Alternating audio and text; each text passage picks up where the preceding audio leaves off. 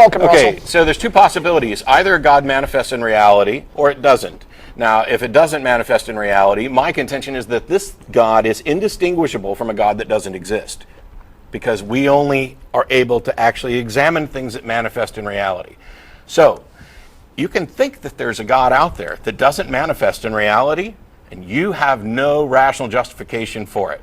And what you believe in is indistinguishable to you and every other thinking being on this planet from the God that doesn't exist. Therefore, it's a big old fat time waster, and I will not waste time discussing it. Which means in order for us to have a discussion, you better be talking about a God that manifests in reality. And that by definition, if it manifests in reality, then this is at least theoretically detectable, in which case you should be able to produce evidence. Yes, physical evidence, real evidence. And by the way, every single one of you sitting out there who is a Christian, that's the God you believe in. If you're a Muslim, that's the God that you believe in. If you're a Hindu, well, maybe one or two of them are. Go down the list.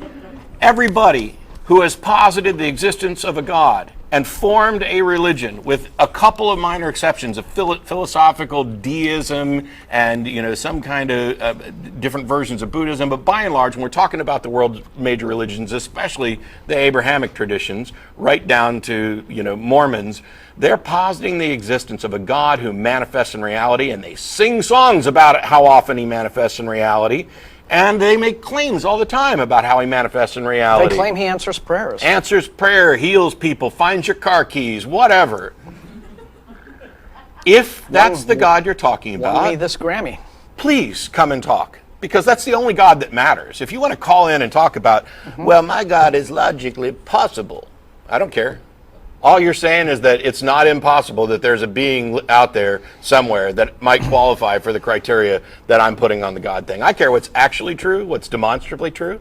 So if the only conversation worth having is about a God that manifests in reality, if it manifests in reality, it's at least theoretically detectable. And by the way, all of you who believe in it, who claim to have had these experiences, are claiming to be God detectors.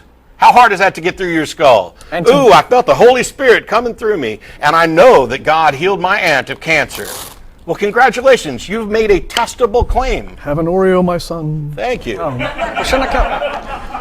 You've made a testable claim, and another thing, that's worth talking about. There's not a single Christian who got up this morning, put on nice clothes, and went to sit in church who believes in a God that is just a possibility or an idea. Every single church-going Christian in this country, and I would say around the world, believes in a God who does real stuff. Yep. And who is going to do a real thing. When they really die, they think they've got a real soul inside that's going to get plucked out like a pomegranate seed and shipped off to some wonderful place called heaven, where I guess it's free cable and pizza and yeah. And they think these are real things that are going to happen. When this lunatic Harold Camping was doing his old, it's all going to end recently, he got the people who sent him money and spent hundreds of thousands of dollars. And then the world didn't end that day. They were really, genuinely bewildered that didn't happen. They thought an actual physical event was going to occur. The end of the world, the rapture, them going up and waving goodbye to all his sinners. We're talking real things. That's what Christians actually believe. So theoretical gods, logical gods, possible gods. I love philosophy. I'm just chilling back with an Oreo. I like Oreos. Nothing gay about that. No. I like philosophy. I like having philosophical discussions. We've had debates about free will. That Oreo's totally 69ing, look. Well, just because you stuck your nose into their bedroom, close that back up. You don't care. You shouldn't be allowed to peek into other people's bedrooms unless they ask you to. But I love philosophical discussions. I have a passion for the transcendental argument for the existence of God. That's going on YouTube. Gotcha. And I love discussions about identity. I think it's incredibly important how we go about determining who we are and what sort of definitions we're going to put on identity. We're going to have big issues in the future that deal with identity, that deal with, maybe not necessarily whether or not we have free will, but how we deal in a world where we most probably don't have free will, or it's an illusion. We're going to have issues related to identity. We're already having all sorts of issues related to other smaller subsets of identity. For years, the intersex individuals have been either had their sex determined by a doctor or raised under one enculturated gender identity. There are people now who fit into every possible category, and some categories we couldn't even have dreamed possible. Mm-hmm. And these are all people, and we're going to have to deal with the interactions there. I love we have big problems coming down the pipe, and religion is standing in the way because it has these archaic black and white, which are mostly wrong, ideas about identity and interaction. In-group, out-group thinking. I'll have debates on tag, and I love the philosophical stuff. But not a one of you became a Christian because of the transcendental argument for the existence of God. I'm sure somebody will write me or call in and say, "You're wrong, sir.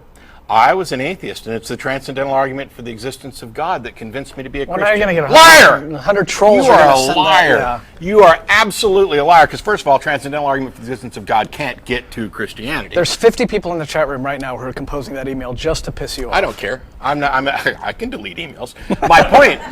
My point is this. You believe in something, and you've got some reasons for it. So just call in and say what those reasons are. Why don't people often do that? I mean, granted, we had pretty honest people here today that eventually fell back to the, it's faith.